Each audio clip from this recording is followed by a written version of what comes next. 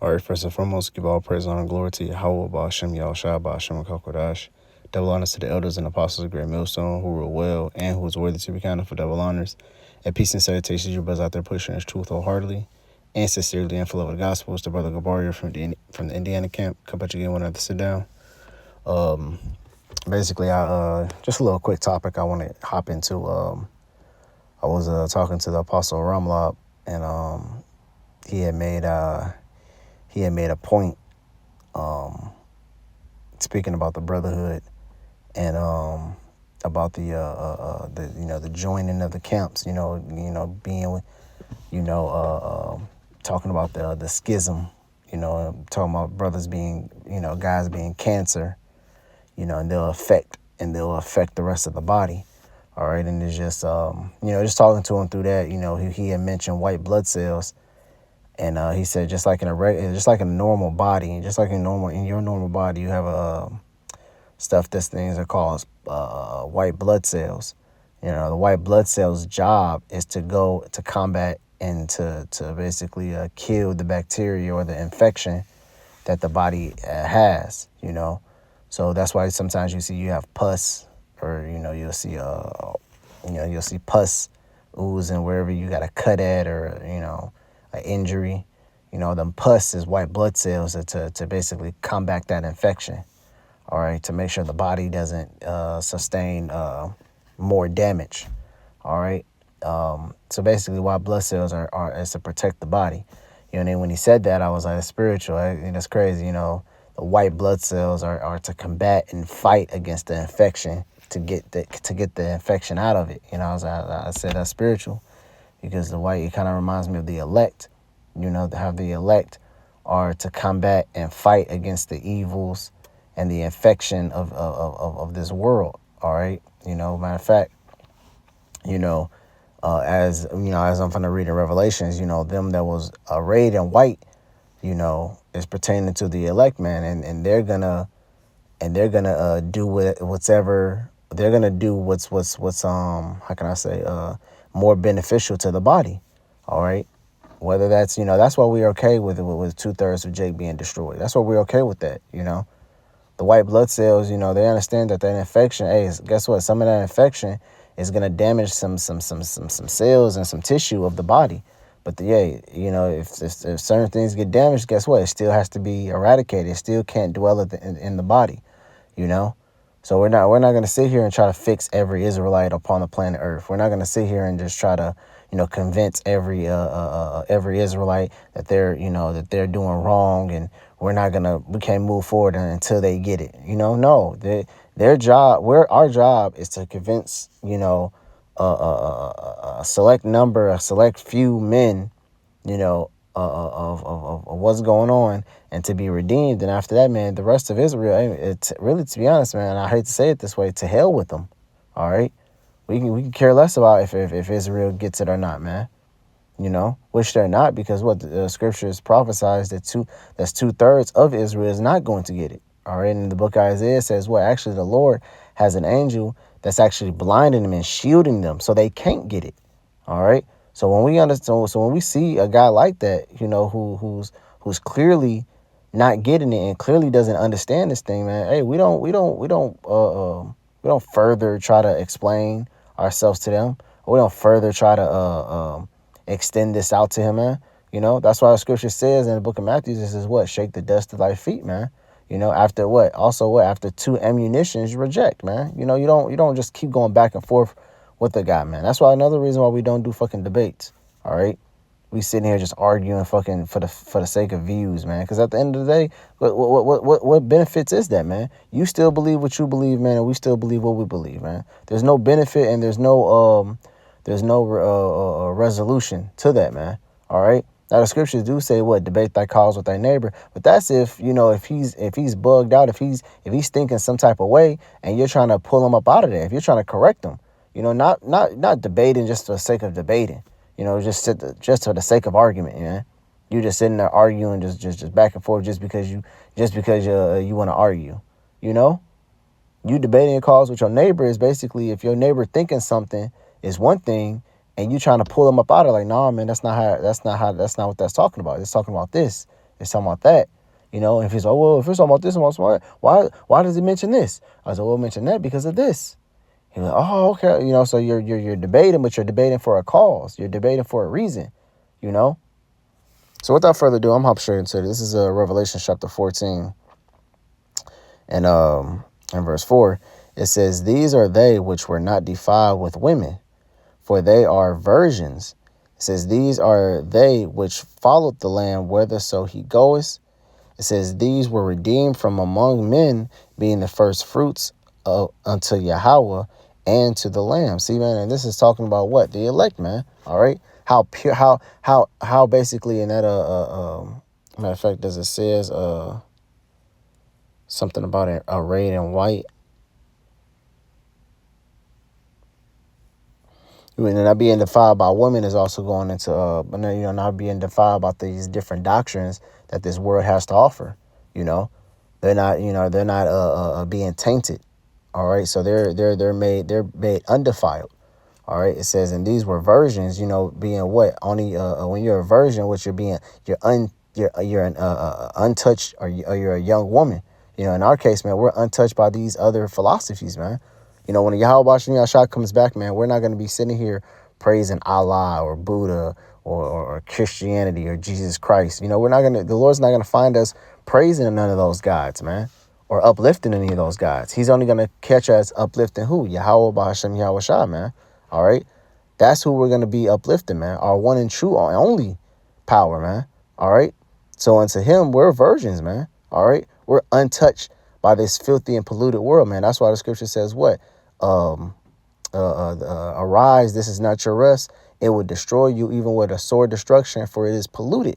You know, it's polluted because what? You can believe whatever the hell you want to believe, man. You can worship whatever the hell you want to worship in this place. You know, you can be struck with madness. You know, you'll be one of them guys on the corner, man, swinging and trying to punch the air. You know, and guess what, man? And doctrines and demons will fuck with you to get you like that. You know. Let me get that arrayed in white.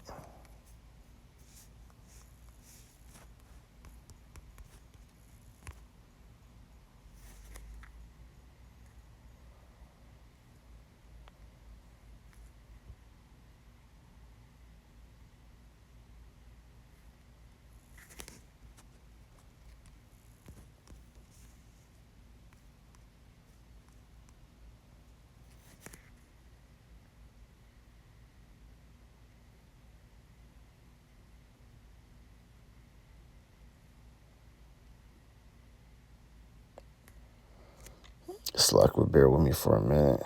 So.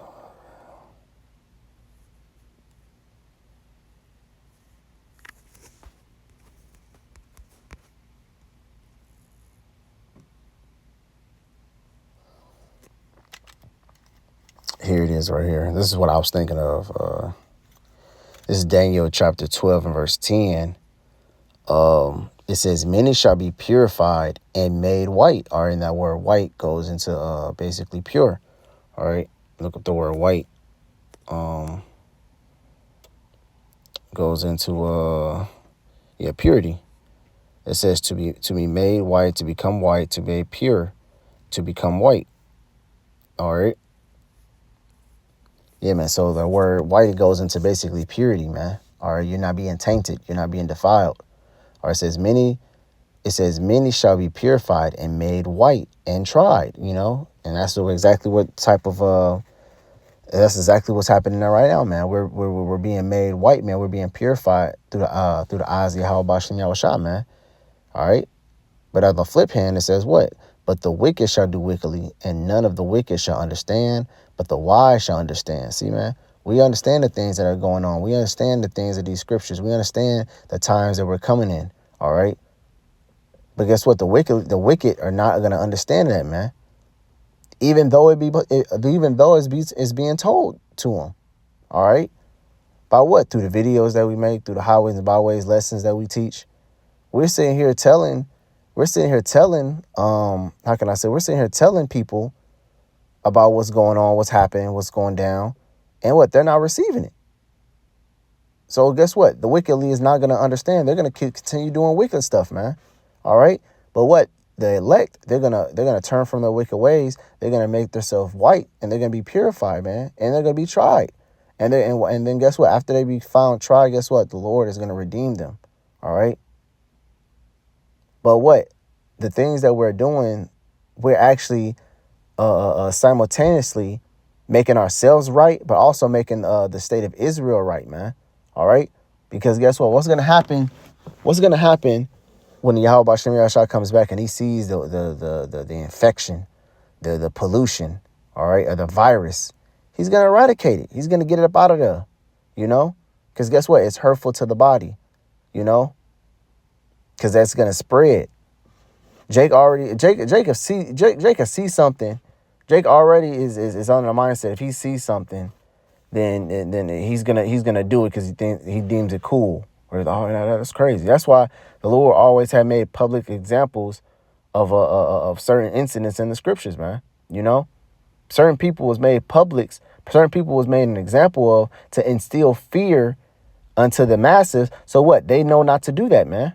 All right. That's why you have certain things called stoning. All right. Where stoning is basically where the elders of the city and basically all the people of the city will grab rocks, will grab boulders, will grab big chunks of big huge rocks, and they will throw it at an individual. You know. Now you imagine getting hit with a rock when you was younger. That shit hurt.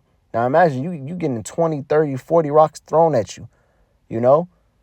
And eventually bigger rocks is going to be hard. You might break an arm, break a leg, you know, and that was a sentence unto death, you know. You getting thrown, you getting pummeled by 1,000 rocks getting thrown at you, you know. Listen, they already say, man, a good size rock thrown at a hard velocity hit your head hard enough, you'll suffer internal bleeding. You know, so a lot of public executions was made to what? To keep people in straits, to keep that fear upon them, so they know, damn, I don't want to be like that person. I don't want to do that. So, what am I trying to say? It's like I kind of lost my train of thought. What I'm trying to say is, the Lord is coming to exile a lot of Israelites to what? To instill fear unto us. You know, when your body, let's say you get a cut on your leg, you know, and then white blood cells starts to go to work and they start to eat away that infection. You know, eventually, you know, they will eat away the infection and the wound gets healed. But guess what? You have a thing called a scar. Now, a scar is there to remind you, like, you know, a scar is not there to remind you, but a scar is always a memorial, kind of, a memory, you know, of what you did to get that infection, what you did to get that injury. Like, damn, yeah, I remember I did such and such. I'll make sure I ain't gonna do that again, you know? So, let me see. There's a scripture I wanted to get. Oh, yeah, it's in Corinthians. This is kind of the base of this is kind of the base of reason why I wanted to get.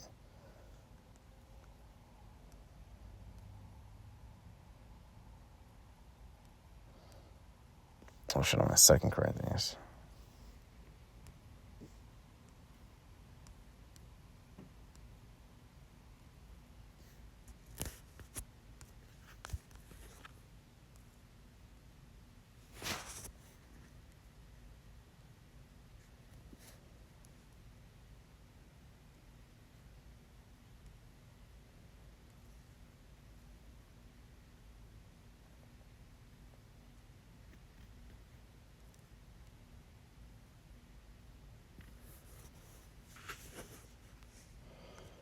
I'm looking for the word schism.